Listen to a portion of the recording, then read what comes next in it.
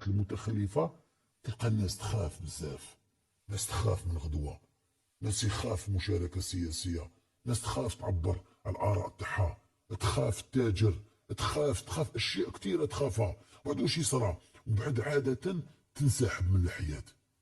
تلقى مثلا الناس ما يدخلوش لي كونكور، علاش؟ يقول لك نخاف نخسر. كي خاف يخسر واش يدير؟ كي خاف الامتحان واش يدير؟ ماشي يروح يراجع، ماشي يحاول ويراجع، يخير اسهل حل. وشنو هو؟ انا خلاص انا ما نجوش، على بالي ما نجيبوش.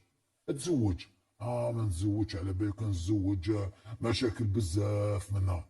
دير سبور، انا ماشي تاع سبور. دير سياسه، لا السياسه لازم لها ماليها. دير تجاره ما نفهمش فيها، نخاف غدوه نخسر. نسبقوا ديما الخوف، الخوف، الخوف، الخوف، وبعد نولوا نعاودوا نتجو التخلف تاعنا، لانه ما تحررناش ذهنيا. يا خلاصنا ما تحررناش. اذا راك تاعنا معمر